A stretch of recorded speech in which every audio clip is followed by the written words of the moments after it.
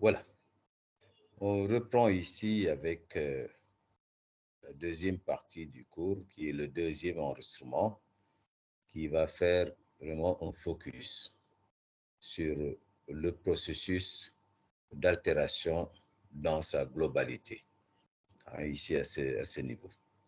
Alors, comme je l'avais annoncé dans ce schéma en amont, euh, il y a l'altération mécanique, il y a l'altération chimique, que ces deux peuvent être vraiment concomitantes, c'est-à-dire se passer en même temps. Alors, en amont de l'altération, il faudrait que les roches ou bien les minéraux présentent des plans de faiblesse naturelle. Je l'avais beaucoup dit ici, et ces plans de faiblesse naturelle, ce sont les plans de stratification que vous voyez, qui découlent des phénomènes sédimentaires, mais aussi tout ce que les mouvements tectoniques ont engendré, les plis, les fissures, les diaclases, les failles, la schistosité, tout ça indique donc des plans de faiblesse naturelle que vous avez ici à ce niveau. À cela s'ajoutent maintenant ces plans de faiblesse naturelle primaire qui sont donc euh, un peu au niveau des schistosités qu'on retrouve chez les micas, ces discontinuités qu'on trouve chez les micas, chez les amphiboles et chez les pyroxènes que vous avez. Ces plans de faiblesse mécanique même peuvent provoquer d'autres donc des mouvements de glissement de terre, parce que si l'action est vraiment importante ici, ça peut, la gravité peut jouer, le poids d'un sédiment peut jouer jusqu'à se déplacer ici. Ça, c'est vraiment, et ces plans ici que vous voyez sont beaucoup plus ici aggravés par les facteurs, parce que vous avez la variation de température et même de gel qui fait que les roches peuvent se contracter et se dilater. Ici à ce niveau, qui se contracte, se dilate, vous voyez que la roche se fragilise beaucoup plus, surtout quand vous avez des climats très chauds. Vous voyez qu'il y a des fracturations qui s'aggravent. Quand vous avez des climats aussi très froids, avec ce remplissage d'eau de gel qui tend à écarter les fractures et autres qui sont là. Vous avez l'action de la gravité qui agit surtout au niveau des pentes qui sont instables, ce qui fait que tout ce qui est éboulement de terrain peut se passer, tout ce qui est glissement de terrain peut se passer, tout ce qui est écroulement de terrain peut se passer. Donc ici, vous voyez, la roche se trouve à un niveau très instable que vous avez ici. D'autres facteurs aussi peuvent intervenir. L'érosion mécanique, par exemple, le fleuve peut taper parce que son énergie de transport fait un choc. L'éolien même qui peut déplacer certaines particules et les taper dans d'autres. Et même les mouvements donc, des glaciers peuvent permettre donc cette fragilisation ici à ce niveau. Mais retenons bien ici, c'est vraiment la structure originelle de la roche qui présentait des plans de faiblesse naturelle serait aggravé par ces agents qui sont là, en rouge, qui sont là, et qui peuvent permettre une déstabilisation physique bien de la roche. Donc, vous voyez qu'ici, on prend plus en compte l'aspect l'aspect de résistance de la roche ici, qui s'affaiblit, de telle sorte que ça pourrait, la roche ou bien le minéral pourrait être attaqué plus facilement ici à ce niveau. Suivant. Alors, par contre, ici, pour l'altération chimique, on y inclut la biochimie parce que aussi, l'action des végétaux et des animaux aussi est très importante parce que ça participe à ça. C'est cette altération chimique qui est la plus importante ici à ce niveau et qui peut permettre des transformations vraiment radicales au niveau des minéraux, au niveau des roches. L'oxygène, l'eau. L'eau est un très grand agent, surtout l'eau qui a ces formes d'acidité que vous avez ici, qui s'écoule, etc., et qui se concentre, qui est vraiment un agent. L'oxygène ici, parce qu'on a vu que certains minéraux étaient formés dans des conditions réducteurs. Il n'y avait pas d'oxygène. Par exemple, tout ce qui est minéraux sulfurés, la pyrite et la galène, n'étaient pas dans des conditions d'oxygène, c'était des conditions réductrices qu'il y a là. Le CO2 aussi également, qui joue un rôle très prépondérant aussi, surtout par rapport à la production d'acide, parce que vous avez le CO2, même qui se mélange avec de l'eau, peut conduire à des acides. Vous avez d'autres acides naturels qui sont là, de PS, qui peuvent produire, de même que ce qui vient au niveau des bactéries et des plantes ici, qui peuvent être des agents donc de production d'acide ici, ou bien d'accélérateurs même, surtout les bactéries, d'accélérateurs même de réactions chimiques qui peuvent se passer. Vous avez aussi les activités humaines. On déstabilise, on attaque. Les facteurs thermiques, c'est important parce que la température augmente donc le taux de réaction que vous avez ici pour la température. Surtout, toutes les réactions, vous voyez, que sont contrôlées par la température. Si la température augmente, la quantité de réaction augmente. Mais aussi, ce que vous avez les conditions de drainage et de circulation. Ceci est important parce que les conditions de drainage et de circulation vous permettent de toujours amener le milieu aquatique donc en un milieu non saturé.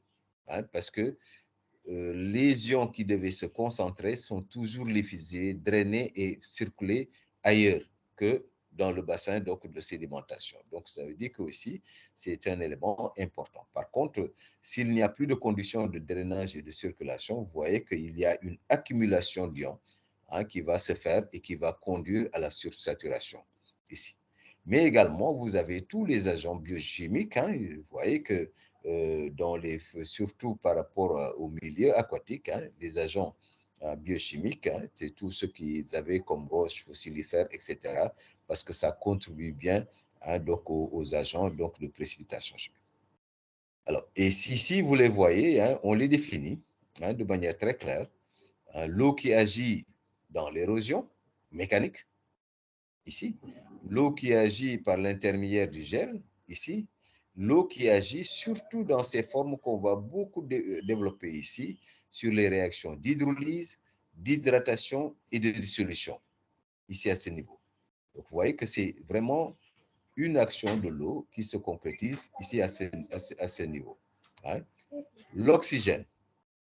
L'oxygène, vous voyez que ça crée de l'oxydation. Comme on l'avait dit, originellement, il y a des minéraux qui se formaient dans des conditions réductrices, c'est les minéraux sulfurés, comme je viens de donner l'exemple, la pyrite, galène, etc. Ce sont les sulfures de plomb, sulfure de fer ou bien même sulfure de cuivre.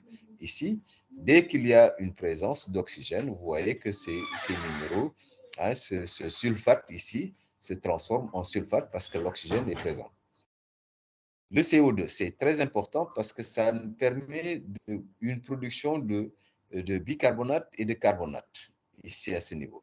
Les bicarbonates, c'est HCO3 que vous avez ici, et les carbonates, c'est CO3 que vous avez ici, qui rentrent bien dans la composition des minéraux de précipitation chimique, tels que les minéraux carbonatés ici. Les acides, vous voyez leur origine, c'est les racines et les bactéries qui sont très actifs. Ici, dans la production d'acide, et qui dit acide, donc dit une accélération du processus d'érosion, parce que ça attaque donc les minéraux et les roches. Les plantes, c'est important, surtout par rapport à la racine, créent ici une érosion mécanique, parce que le plongement des racines donc, dans les roches donc, écarte un peu les fissures, les failles, diaclases, etc. Donc, vous voyez l'action, en plus de son action, parce que les plantes, quand ça se dégrade, ça donne des acides, et ces acides ont tendance à attaquer donc également les roches. Les facteurs thermiques est très important parce que ça permet de réguler les vitesses de réaction. Plus la température est élevée, plus la vitesse de réaction chimique est élevée ici à ce niveau. Donc, c'est un élément fondamental. Ce qu'on a dans les pays froids, qui sont plus froids, température plus basse, les réactions sont plus lentes par rapport à ce que vous avez donc dans ces zones que vous avez ici, où les vitesses de réaction sont de plus en plus importantes ici.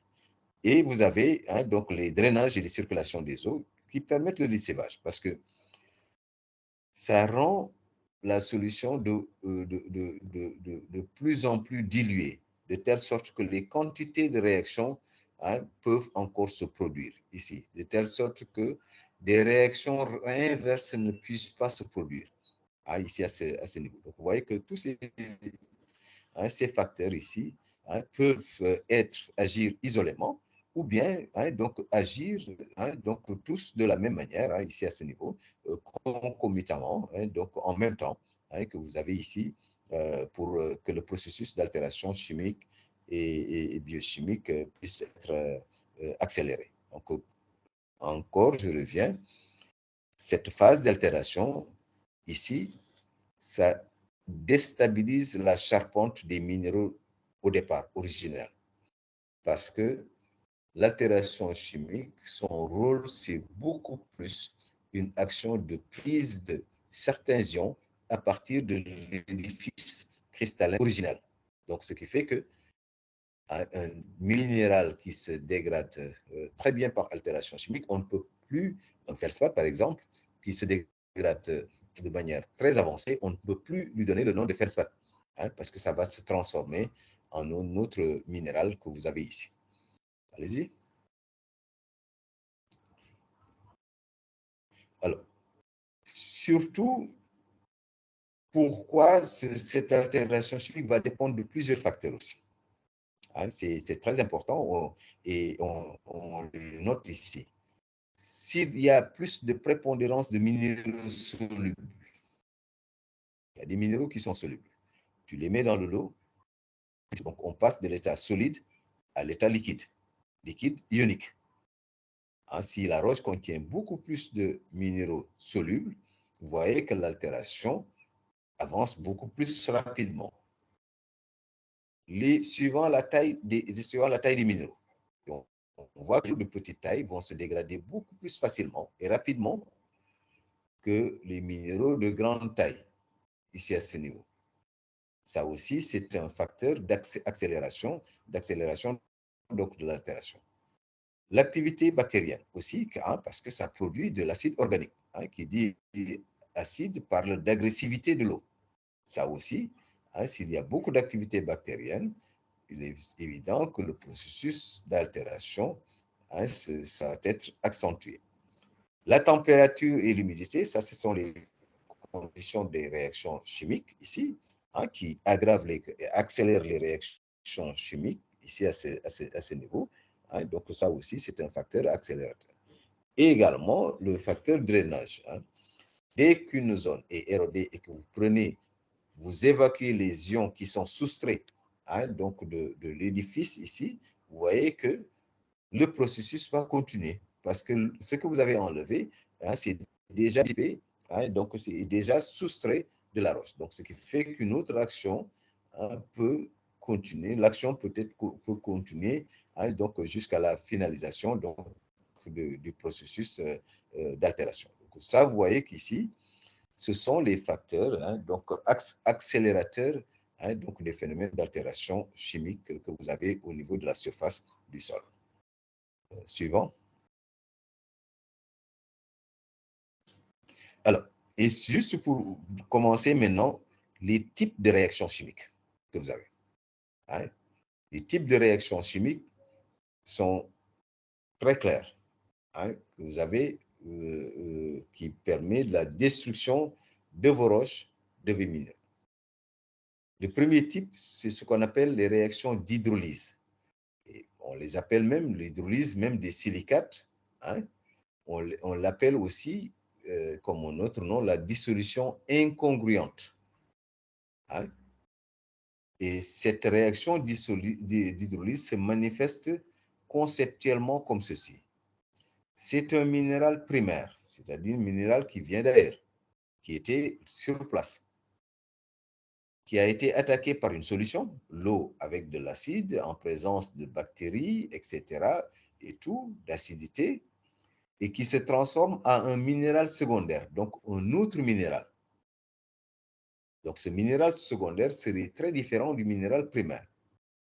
Plus maintenant, certains ions de ces minéraux primaires que vous avez ici, qui sont passés en solution, hein, et qui regagnent la solution de lessivage. Donc vous voyez que le minéral primaire s'est transformé en minéral secondaire. Donc vous avez le minéral primaire A, A, qui a été attaqué par une solution, s'est transformé en minéral secondaire B, qui est tout à fait différent, plus des solutés, c'est-à-dire des ions et des molécules qui sont restés dans la solution. C'est ça le principe. Et vous voyez tous ces corps minéraux, vous voyez, et le plus, hein, les minéraux silicatés qu'on a, hein, donc dans le diagramme de Bowen, hein, avec le groupe des péridots, c'est tout ce qui est olivine. Vous voyez que, hein, ça peut se dégrader jusqu'à, hein, donc des serpentines ici, qui sont des silicates hydradés. Ça peut même continuer ici.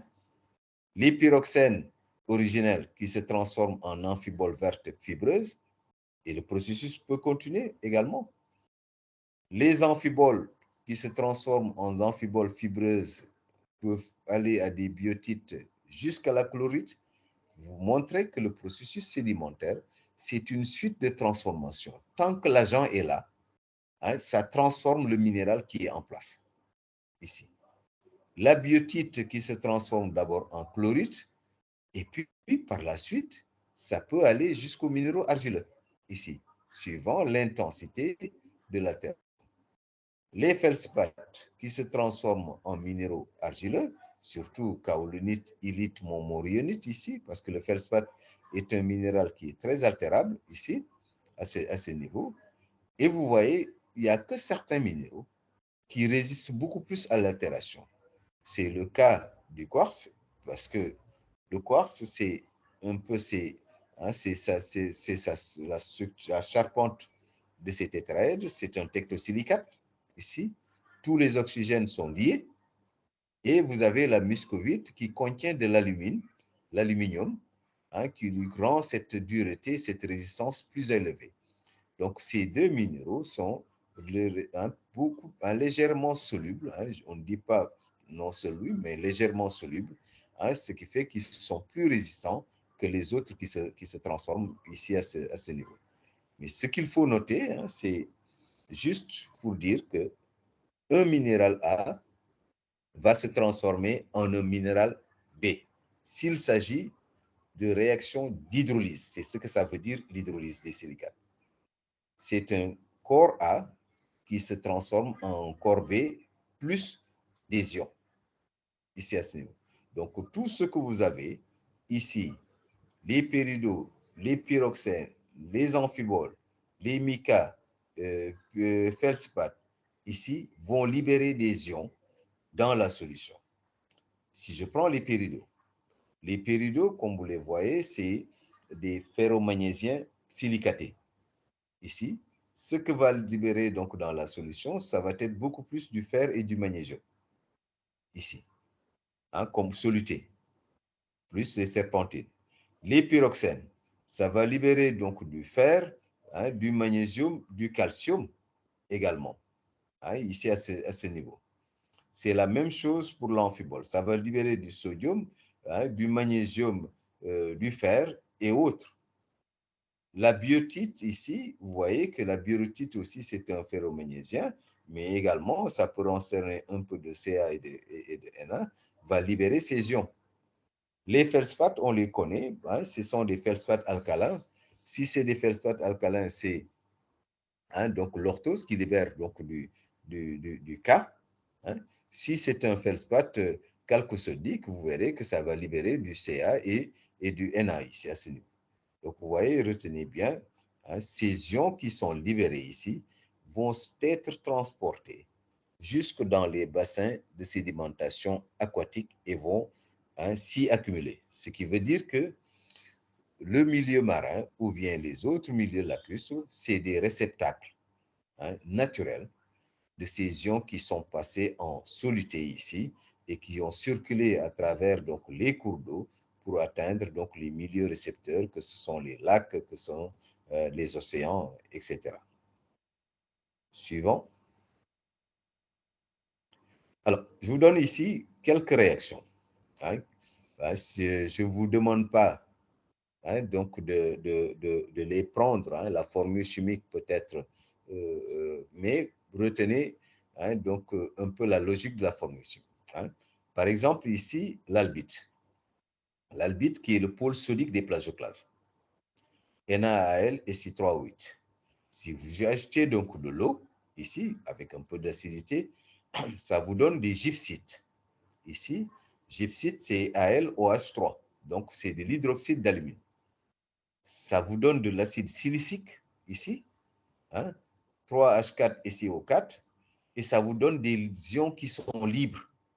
Ça vous donne des ions Na qui se libèrent carrément, ça vous donne des ions OH qui se libèrent carrément de la solution et qui rentrent dans le milieu aquatique. Ce même albite que vous avez ici, donc dans de fortes phases d'érosion, au lieu d'aller au lieu d'aller dans les gypsites, peut passer d'abord par la constitution de la kaolinite, qui est un argile. Donc, Si2O5Al2 OH4, ça donne toujours de l'acide silicique et ça donne des ions qui sont libres. Donc, vous voyez l'acide silicique ici et ici, les ions ici, ce sont tous donc des ions libres en soluté qui passent dans la solution. Et voilà ce que j'ai mis en gras ici, ce sont les corps B ici, à ce niveau. Donc, vous voyez que c'est pourquoi j'ai mis ces exemples, que le processus d'altération peut être jusqu'à une phase ultime, ici, jusqu'au dernier minéral à pouvoir se former. Je donne l'autre exemple qui est l'orthose, que vous connaissez bien. L'orthose, c'est le KAl et C3O8, qui est le feldspath alcalin. Vous le mélangez avec de l'eau et un peu d'acide. Vous voyez que ça peut donner des gypsites, mais aussi ça va donner des solutions de lessivage, telles que l'acide silicique, le K qui passe en solution et le OH qui passe en solution, ici à ce niveau. Donc, vous voyez le même orthose que vous voyez ici, qui peut donner jusqu'à la kaolite également, ici à ce niveau. Donc, vous voyez, tout dépend donc des intensités d'altération. Une première intensité qui n'est pas la moindre, qui est la transformation jusqu'à la calcite et jusqu'à la kaolinite, et une dernière transformation qui est jusqu'à gypsite. Gypsite, vous voyez que même la silice a été dérobée ici, pour montrer l'intensité de l'altération ici, qui représenterait les produits finaux ici à ce niveau. Donc voilà, c'est la même chose. Ici, c'est l'exemple des pyroxènes tout à fait en bas, que vous voyez ici. Donc avec sa formule un peu plus compliquée, parce que vous voyez que les pyroxènes, c'est des ferromagnésiens silicatés, qu'on mélange avec de l'eau et du CO2, etc., qui va donner ici d'autres corps minéraux que vous voyez ici, de la silice de magnésium. Il libère du fer et ici, donc, des ions ici à ce niveau. Donc, vous voyez que ce sont des éléments qui sont donnés. Je ne vous demande pas de retenir ici un peu les formules, mais comprenez les formules donc dans leur logique. Mais retenez bien, l'hydrolyse, c'est vraiment un corps qui est mélangé avec de l'eau, avec un peu d'acide, qui donne un corps B. Et ce corps B peut continuer sa transformation jusqu'à un corps C. C'est l'exemple que j'ai donné ici, la kaolinite et la gypsite ici. Et vous voyez que toujours, ça libère de l'acide silicique. Ce sont des molécules de silice qui sont là, qui traduisent un pouvoir donc d'altération de plus en plus élevé ici, en plus des cations que vous avez ici, Na hein, ou bien K de l'autre côté et des hydroxydes OH-. Suivant. Alors, deuxième type de réaction. Vous voyez que c'est totalement différent du premier. C'est ce qu'on appelle la dissolution congruente. C'est-à-dire, c'est un minéral, hein, qu'on nomme AB, qui juste va se dissoudre pour donner un cation A+, et un anion B-, ici à ce niveau. Alors, vous voyez que ça caractérise beaucoup de minéraux. C'est ce qu'on appelle, hein, donc les minéraux qui sont facilement, hein, altérés.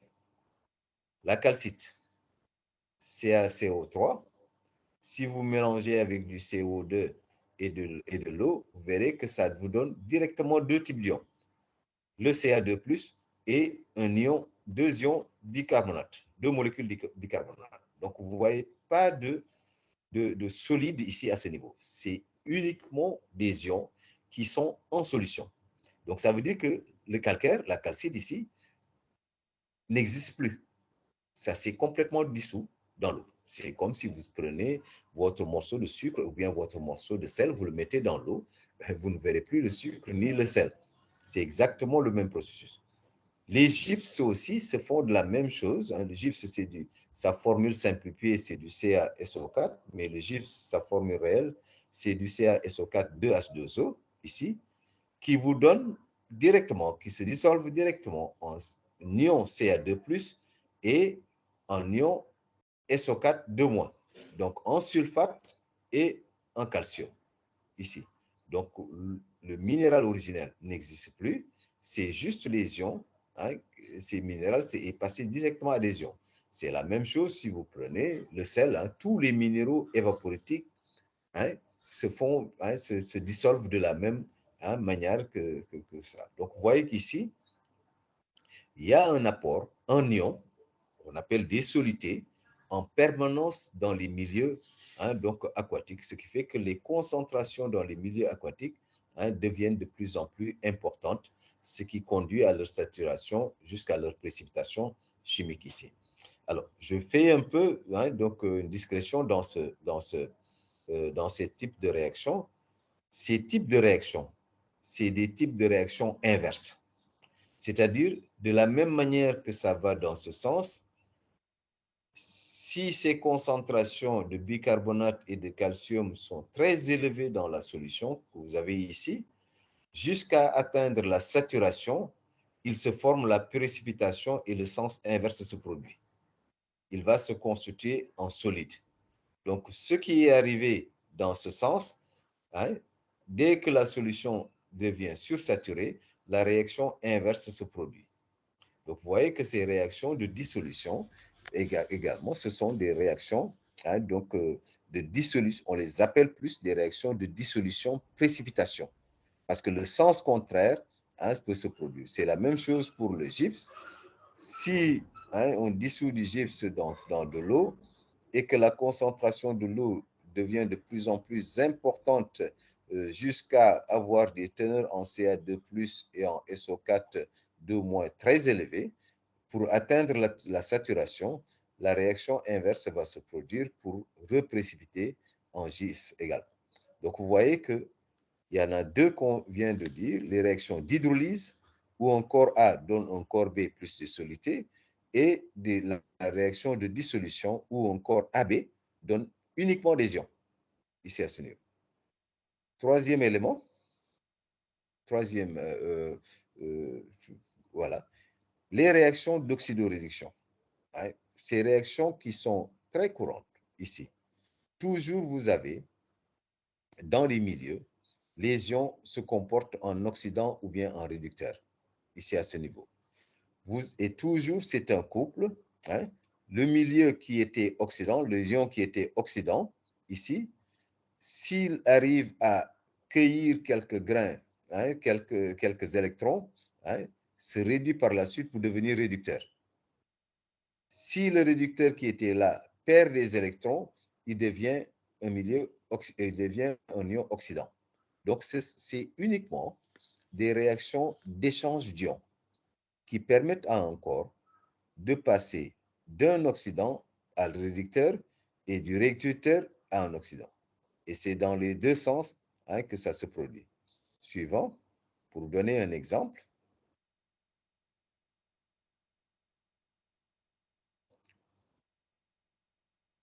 Allez-y, suivant. Voilà. L'oxydation, donc, vous voyez que ces réactions d'oxygène, surtout, vous l'avez sur deux exemples ici, parce qu'il y a l'action de l'air, de l'oxygène, qui peut être suivant les deux sources. Ça peut être l'air qui est atmosphérique, ici, ou bien l'oxygène qui est dissous dans l'eau, ici à ce niveau. Un exemple d'oxydoréduction, c'est vraiment la fayalite qui est donc le pôle d'un olivine ici, à ce niveau.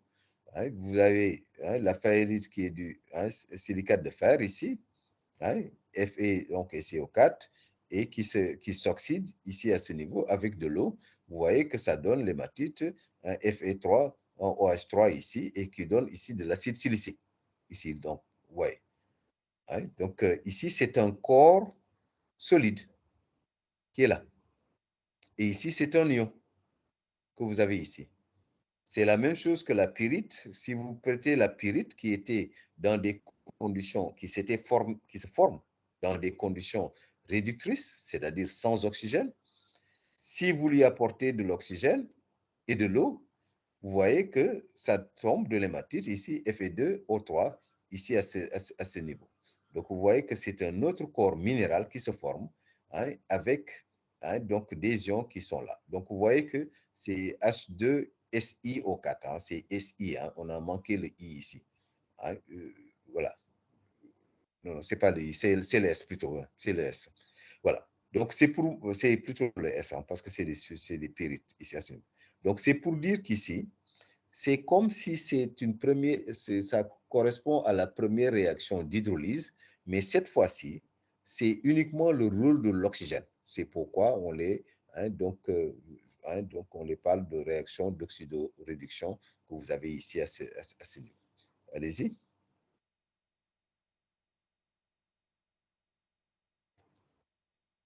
Voilà. Et ça a une conséquence. Ici, par exemple, ici, je donne juste un exemple que vous avez ici. La pyrite que je reprends ici, qui peut donner donc du fer ferreux et des sulfates. Et vous voyez une production d'acidité. C'est ça, une production d'acidité que vous voyez ici à ce niveau. Le fer ferreux qu'on avait ici, si on le met dans les conditions oxydantes avec un peu d'acidité, ici, vous voyez que ça part à du fer ferrique ici à ce niveau. Le fer ferrique, si vous le mélangez avec de l'eau, donc vous voyez que vous avez de l'hydroxyde de fer qui est là, qui est solide ici. Donc vous voyez, vous pouvez passer ici de la pyrite à l'hydroxyde de fer tout en libérant du fer ferreux, des sulfates, de l'acidité, des fers ferriques, etc. Ici à ce niveau. Donc c'est ce qui se produit généralement donc dans les zones d'opération donc minières qu'on peut vraiment voir ici à ce niveau. C'est ce qu'on appelle la formation des acides miniers parce que c'est lorsque vous faites des extractions de mines, par exemple le cas de l'or que vous avez au Sénégal oriental ou bien dans d'autres mines d'or, les mines de cuivre, etc. Toutes ces zones, c'est des zones où les minéraux sulfurés sont très importants et qui permettent donc une production d'acide intense, ce qui fait que les déchets que vous avez, ça va être des déchets qui comportent des acidités très importantes et qui tuent tous les écosystèmes que vous voyez ici. Donc, ça, c'était juste un exemple pour montrer ce que ça peut donner comme conséquence et surtout par rapport à la production d'acidité qui est de plus en plus importante ici et qui continue à attaquer les autres minéraux ici. Suivant, c'est ce qu'on appelle le fromage, le drainage des acides miniers. Alors, autre, autre réaction, c'est les réactions d'hydratation. Les réactions d'hydratation, ces conséquences, c'est quoi? C'est l'augmentation du volume des minéraux, c'est l'augmentation de pression sur les minéraux, ce qui fait que la conséquence, ça les rend plus friables et plus soluble. Donc, ça les rend plus fragiles. Ces réactions d'hydratation, c'est-à-dire que c'est le minéral qui prend de l'eau, qui n'avait pas d'eau avant, qui va cueillir des molécules d'eau et les renfermer dans sa structure, ici à ce niveau. C'est le cas de l'anhydride, qui est un sulfate de calcium non hydraté. Si on le mélange avec de l'eau, ça passe à des gypses qui sont donc des sulfates de calcium hydratés ici. Et le gypse devient de plus en plus instable et facilement altérable ici et peut se dissoudre très facilement ici. Donc ça aussi, c'est une autre réaction qui se passe ici donc au niveau de l'altération donc des roches. Suivant.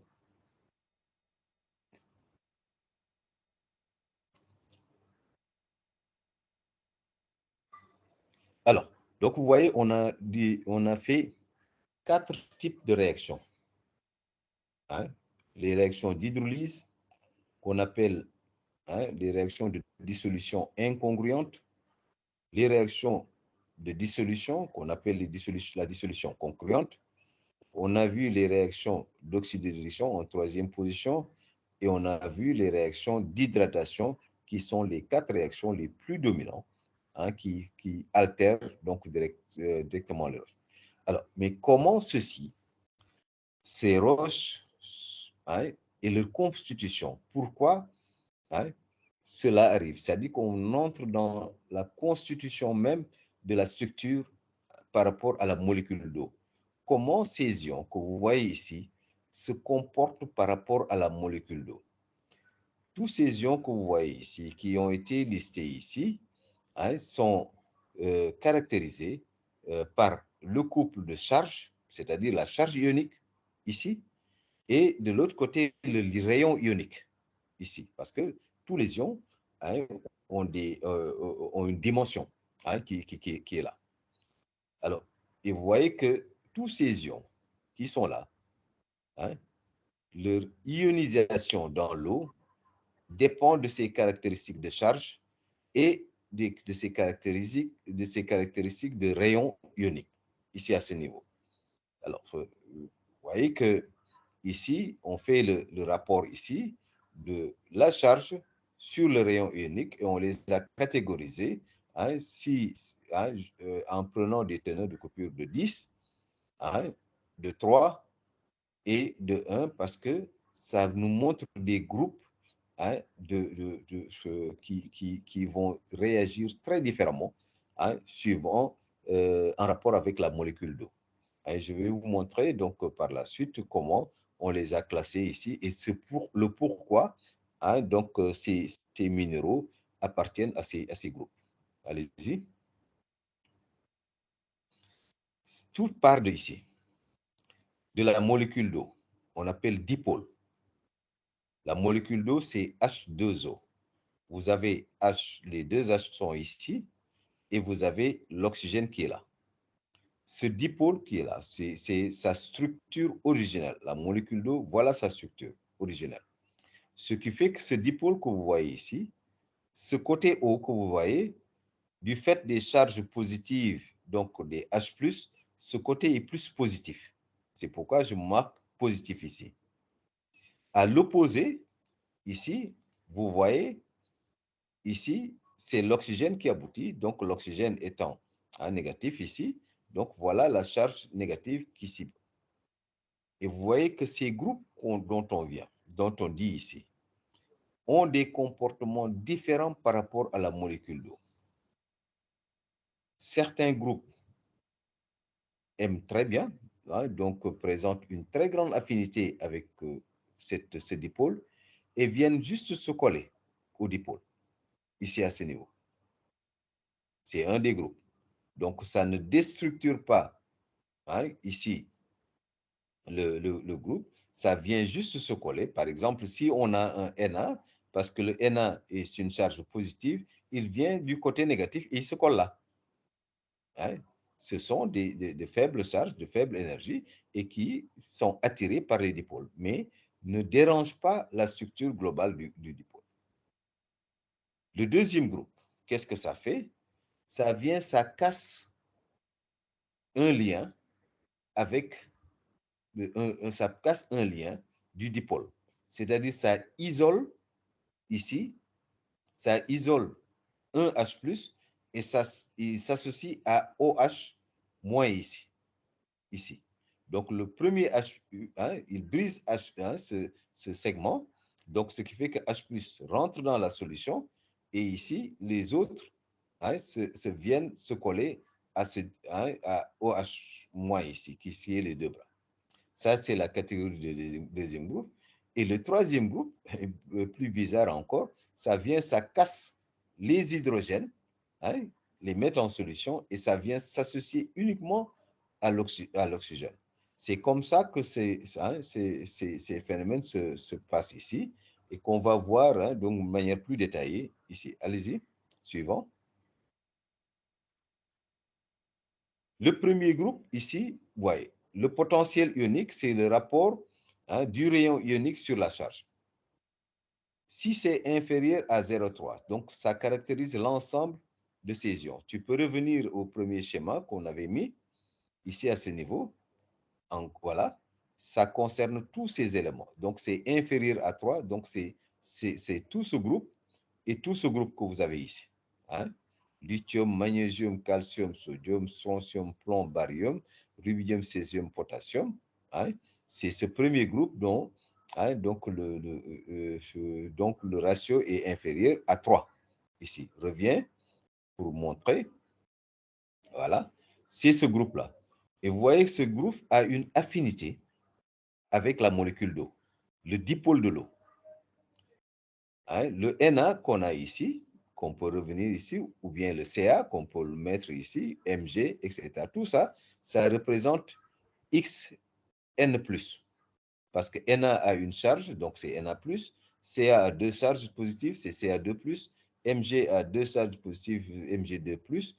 Et lithium, ça a une charge, hein, donc Li+. Le plomb a trois charges, 3+. Le K a une charge, le rubidium deux charges, et césium deux charges. Et vous voyez que tout ça, hein, ça représente le Xn+, qui a une affinité avec la molécule d'eau et ne la brise pas ici. Il va juste s'associer avec la molécule d'eau ici. Ceci du fait de la faible charge, hein, du fait de sa faible charge, est attiré par le dipôle et forme un ion hydroxé. Donc, vous voyez que c'est un ion qui était là unique, mais qui s'hydroxyde, qui s'hydrate ici, qui prend de l'eau ici à ce niveau. Donc, ça, c'est la caractéristique hein, donc de tous ces hein, éléments que vous avez ici. Contrairement hein, aux deux, hein, donc là où le potentiel ionique hein, qui caractérise, hein, si tu reviens encore dans ce schéma, je les indique bien, c'est ce qui est au milieu. Voilà, c'est ce groupe que vous avez ici. Hein, vous voyez que c'est des cations, on les catégorise comme des cations hein, donc précipitants ici. Si tu reviens à cette caractéristique, compris entre 3 et 10, reviens en arrière. Voilà, vous voyez cette molécule, sa tendance, hein, la molécule, le dipôle ici, sa tendance à briser la molécule, hein, le dipôle, et lui enlever H+, et ne conserver que le OH, ici, à ce niveau. Donc, vous voyez que ce sont des formations d'hydroxyde qui sont peu stables en solution, parce qu'elles peuvent se précipiter pour donner des minéraux, ici à ce niveau. Donc, c'est comment la goethite se forme, comment l'hématite se forme, comment les gypsites se forment. Donc, ils viennent, ils s'attaquent à la molécule d'eau, lui arrachent donc son OH et laissent H+ dans la solution. Hein? Et vous voyez que ce genre de processus, hein, c'est des processus qui sont qu'on voit le plus souvent, hein, donc surtout dans les roches très résiduelles, hein, qui n'ont pas subi de transport. On va voir ce que c'est une roche résiduelle, hein, tout ce qui est latérite, bauxite et autres, hein, qui montrent ce groupe ici de précipités hein, qui sont là parce que en solution, hein, donc sont peu stables, ce qui fait que directement ils peuvent précipiter. L'autre catégorie, Donc, troisième. Maintenant, quand c'est supérieur à 10, hein, tu reviens à la figure pour bien les indiquer. Hein, c'est ce groupe qui est en bas. Et vous voyez que ce groupe présente une certaine affinité. Hein, sulfure, phosphore, hein, nitrate, silice, hein, carbone, bore.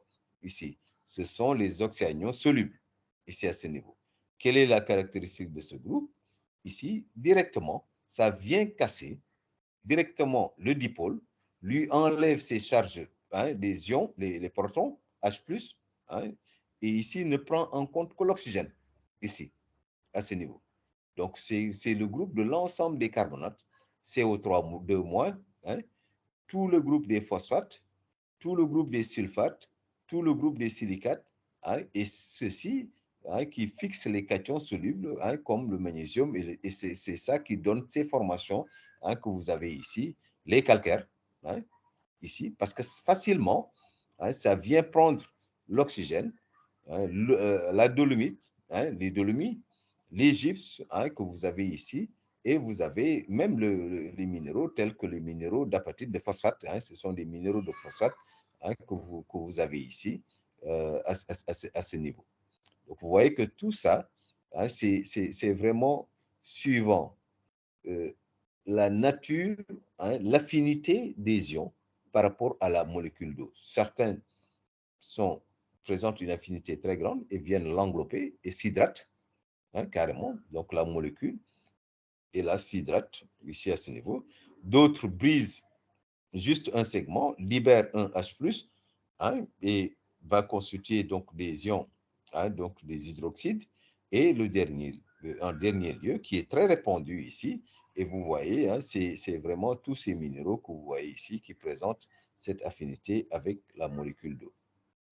Suivant. Voilà. Et ça, donc, ultimement, hein, ultimement, vous verrez que le processus d'altération chimique, c'est ça son rôle. Ça libère des constituants qui deviennent solubles dans le milieu aquatique. Donc, le milieu aquatique se charge de plus en plus d'ions. Calcium, sodium, potassium, magnésium, acide silicique, bicarbonate, hein, sulfate, carbonate, etc. Donc, ça, c'est la conséquence de l'altération chimique parce que ça déstructure donc l'édifice donc des minéraux et des roches et ça les met en solution. Deuxième élément que ça forme dans le processus, hein, vous avez des minéraux résiduels, c'est-à-dire qui sont plus hein, donc, résistants par rapport à l'altération.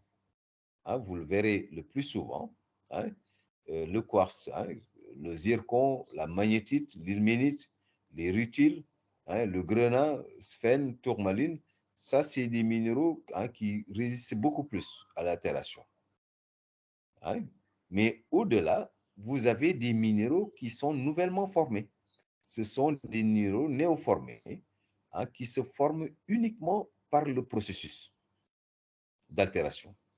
C'est l'ensemble des minéraux argileux, illite, kaolinite, smectite, chlorite, et même il y a la momorionite que j'ai oublié de dire ici, hein, momorionite. Vous avez des minéraux ferrugineux et alumineux ici, l'hématite, la goethite, la gypsite, la bohémite, ici. Vous avez aussi des minéraux siliceux qui peuvent réapparaître, hein, comme opale, chalcédoine, diaspore, ici, qui sont formés uniquement de minéraux siliceux, de la silice ici, mais c'est de la silice sédimentaire. Ce n'est pas de la silice magmatique, ici à ce niveau. Donc, vous voyez, c'est ça les produits finaux. Des constituants qui vont se former, qui vont recharger les milieux aquatiques, que ce soit lacustre ou lagunaire ou bien un milieu océanique, qui les charge de plus en plus. Vous avez des minéraux résistants et des minéraux qui se font former à partir de minéraux et de roches préexistantes. Ici à ce niveau. Suivant. Et là aussi, le dernier truc, c'est vraiment l'intensité de l'altération qui dépend du climat. Hein. Donc, c'est parce que vous avez certains climats hein, qui sont très différents et qui résultent des processus beaucoup plus euh, avancés que d'autres. Par exemple, l'altération en climat tempéré, où il y a la pluie, l'humidité et la végétation abondante, ça donne ce qu'on appelle les arénites. Les arénites, ce sont des grains de sable, hein, les arènes que vous avez, les grains de sable qui sont beaucoup plus abondants, hein, donc comme produit d'altération. Par contre, si c'est dans un climat tropical, hein, chaud et humide, vous verrez que ce sont des minéraux beaucoup plus résiduels, les latérites, hein, parce que l'hydrolyse étant très poussée. Hein, c'est vraiment des réactions chimiques parce que c'est chaud, ça accélère la réaction et il y a toujours de l'eau ici à ce niveau. Donc, ce qui fait que le processus devient de plus en plus foncé ici hein, pour arriver à ce genre donc, de manifestation comme un produit final ici à ce niveau. Suivant. Et ça, c'est pour vous, si vous montrer hein, comment ça se fait suivant donc, les deux coupes. Hein. Donc, ici, c'est les trucs d'arène. Hein, c'est, voilà. Hein, et là, donc, ça peut être beaucoup plus poussé ici.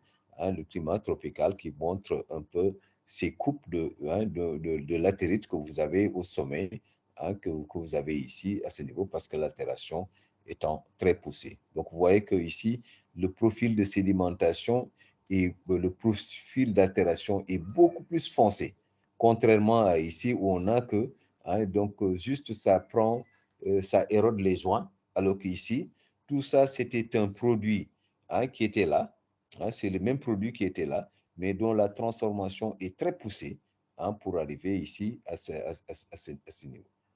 Voilà, je crois que je vais m'arrêter là pour ce deuxième, parce que ce qui resterait, je crois, le prochain diapo, c'est le transport. Hein. Suivant. Voilà, c'est ça. Je vais m'arrêter là.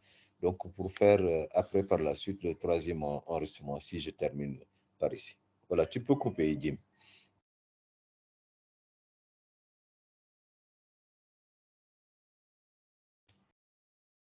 Alors, ce que